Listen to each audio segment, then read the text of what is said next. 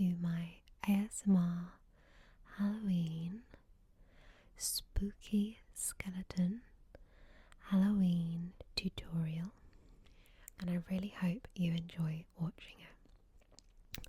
I'm going to show you step by step what I did to achieve this look, and if you have clicked on this video and you're not familiar with ASMR and you're wondering why I'm speaking so softly, that is because ASMR is designed to relax. So I thought I would combine two of my favourite things, ASMR and makeup, and do this video for you guys. So I really hope you enjoy it, and let's get started. Okay, so the first thing you want to do is start with a blank face. I have a little bit of concealer on just because I have sensitive skin, but then we're going to use our white and black Snazaroo paints as well as our grey. Now you're also going to need a brush, and you will also need some water. I actually have one for my light colour and one for my dark. You will need tissues because this will get messy, and then something to clean up as well, any edges, so I've just got some micellar water. So starting with the white paint, we're going to go in and simply cover our face. Now I would say before you do this, just do a 1 hour patch test. This Snazaroo makeup is supposed to be hypoallergenic, but I do have sensitive skin, and if you do too, I would recommend doing that. This is my first time ever today using these paints, so wish me luck. So I'm just using a normal makeup brush. You could choose to use a sponge or any brush you like, and I'm just simply going all around my face. Do not worry if it looks patchy at all, because you can add more to it later. We're then going to move down onto the neck, just only a little bit. I'm not going to do the whole body at the moment, it's just to really give me an idea. As you can see, as I just mentioned, you can go back in and just really layer it up. I guess a bit like foundation, you can add more or take a bit off, making sure to cover the lips as well. So now we are going to go in with a little eyebrow pencil. You could use any pencil you wanted, but this is just basically to mark out some of the areas that we'll be painting black. The reason why I'm not going straight in with the black, as today is my first day with these paints, I don't know how easily they are to kind of correct mistakes, so I think it's going to be much easier just to go in with a sort of almost like a template. You can start to think about applying the black. I think I am almost there. Yep, let's go in with the black. So just the Snazaroo Ordinary Black paint. It's a good idea to have a selection of brushes, so I've got a mixture of small ones and obviously large ones, because you want to be really, really careful, especially in areas like this around your eye. I did apply a patch test to my eye area before I did this, and I left it on for an hour, and I didn't find that I had any irritation, but as you'll see in a moment, I'm not going to apply this right up to my lash line. I will actually fill in with an eyeliner afterwards, as you will see here. So this is just a normal liquid liner, and we'll do the same on the other side. So next, back in with that liner. We are just going to start on the inside of our lips. So that bit where your lips just begin to part, I'm going to use the black.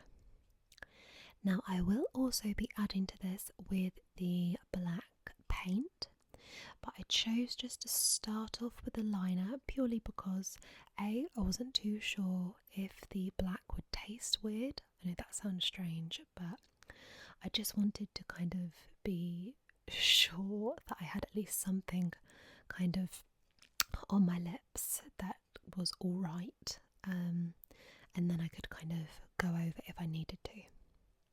So just continue making that line. I have to say I'm a little bit of a neat freak and a perfectionist when it comes to things like this, so it probably took me a little bit longer than it should have. But once you're happy, you can start on your teeth.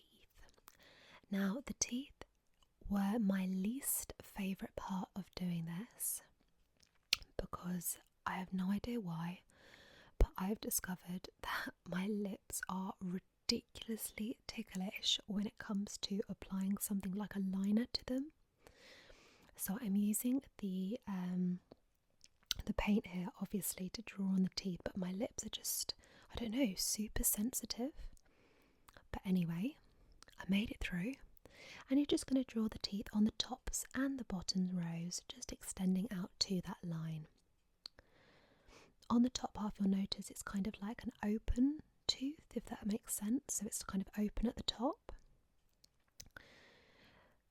So just carry on. It doesn't really matter if it's not perfect at the moment, because we're going to go back in and do a little bit of kind of shading and just make it a little neater.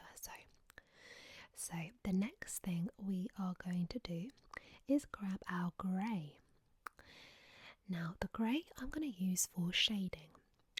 So this is going to go in between those sorts of gaps, and I'm also going to put it a little bit directly onto each of the teeth, just to give a bit of kind of, not a 3D effect, but a bit more definition.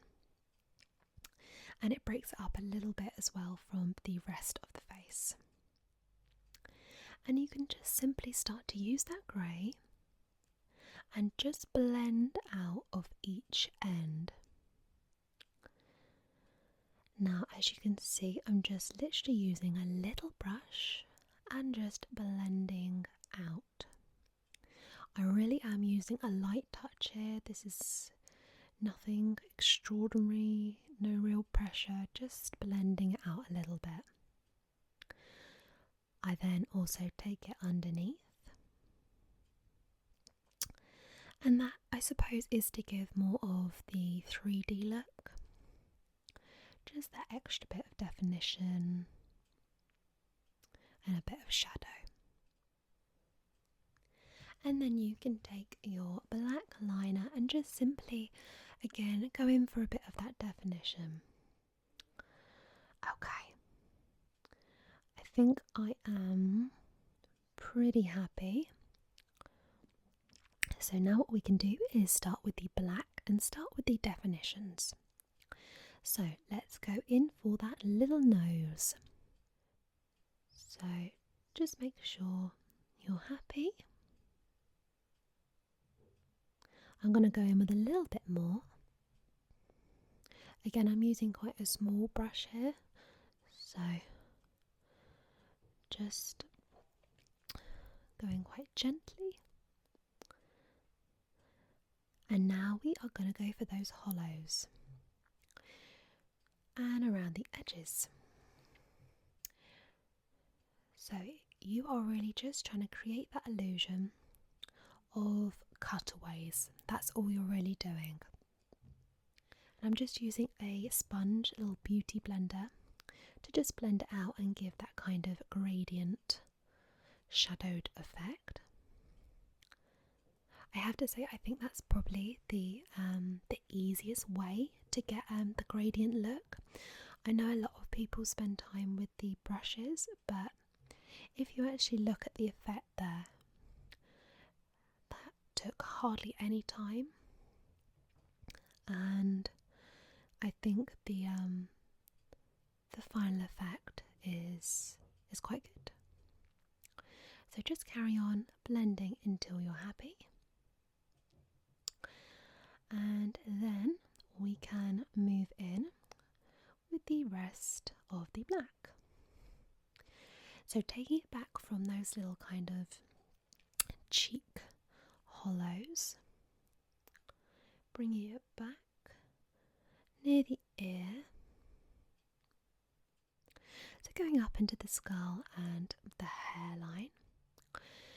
Then we're going to paint over the ears. Now, if you have very sensitive ears, you don't want to kind of get paint near your inner ear either, then you could skip this step. But just to complete that kind of illusion look, I definitely wanted to paint my ears.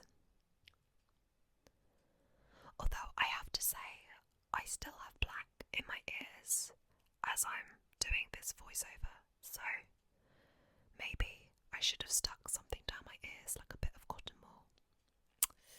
Maybe. Anyway, continue with painting the ears and that hairline. And then what I'm doing is just blending out using that beauty blender. But you could use any sponge that you have. And as you can see here, it looks quite light.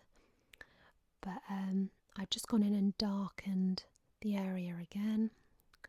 And then we can start to add the little details, so the little cracks. Imagine skulls, they're not all perfect, and they're going to have little cracks. So I've added, using the eyeliner, these cracks in any places that you like. And I've also gone in for a little bit of the shadow with the grey just underneath and above the eyes. But you can choose to add your shadows and cracks any way you like. I just kind of continued to play until I was happy. And that is it. So let's move on, take a deep breath to the body. Now, back in with that little eyebrow pencil. And we are just going to start to draw in the spine. So I watched loads of videos and I looked up all those little picture tutorials as well, and I kind of didn't find like the type of spine I was looking for. So what I did was I actually just looked up skeletons and stuff, and I literally went from that rather than a kind of tutorial, just to kind of get the more realistic shapes. So what I start with is 3 here, and they're all actually different shapes. And again, this is a real kind of trial and error thing. Don't worry if nothing's perfect. It really is. Just like if you were going to paint on a big canvas, I would always do a rough kind of sketch on it first. So as you can see here, it really is rough. I've gone all the way down to my chest area. And here I'm just seeing that I've gone a little bit wonky, so I'm just adjusting that. And then what we'll start to do, once we've drawn in those collarbones, is we will start to draw in the ribs. I'm actually looking at my my skeleton picture on my phone as I'm doing this. So let's speed this up a little bit. What you want to do is you're kind of creating that through effect by bringing those ribs all the way up, and then what you're going to do is continue them through that other bone. So can you see it creates sort of like a circle effect? Now you can make your ribs as wide or as thin as you like, it's completely up to you. And again, can you see we're just going through, so you really do create that kind of 3D ring effect look. And you could practice this on paper beforehand if you wanted to, just to get that kind of feel. But I just went for it. So again, I just did these 3 ribs and then drew in some of those extra bones, and then just the top, just to kind of give me reference of where it would be, just the top of the arm bone. So now what we can do is we can go in with our white paint, and all those areas that I have picked out, we are simply going to paint in white. So this is going to be a little bit time consuming, and you're going to want to have a mixture of fine brushes for this, because we've got different kind of angles and shapes, and it's just going to make your life a lot easier. So just filling in the spine. Just take your time. It's not something that has to be rushed. So then once you've painted all your white, you're going to end up with something that looks like this. And then we can move in with our black. So get a little brush and your black paint and your water. Give it a little mix and we can start to go in. The reason why it's best to work your way down rather than up is because you could easily smudge it if you did that. So now you can use a bit of a larger brush and you're just going to fill in all of those larger areas. So when you're ready, just take your black and you can start to fill in, and you're going to be ending up with something like that. Then you can simply take your little pot of eyeshadow. Now I didn't mention that this at the beginning because I was planning to use my grey paint, and you definitely could, just like we did with the face. But for kind of speed, what I chose to do was get a black eyeshadow and literally with a little kind of blending brush, just go in to kind of make it look a bit more 3D. So you can see at the moment they all look pretty kind of one-dimensional, so just by shading those edges it creates more of a 3D effect.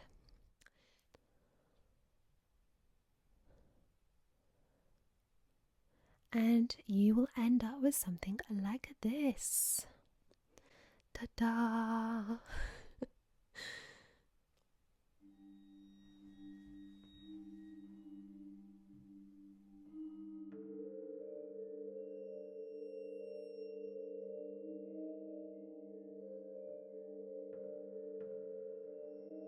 So I really hope that you enjoyed that. If you would like to see more looks, then please let me know in the comments below what you would like to see. I am going to be doing extra videos this month that will be Halloween related. Nothing too scary though, I promise. So if you would like to see more, please subscribe. I put out new videos every Wednesday and Sunday, and as I say, I will be throwing in some extra ones this month. So thank you for watching. Please give this a thumbs up if you enjoyed, and I will see you guys soon.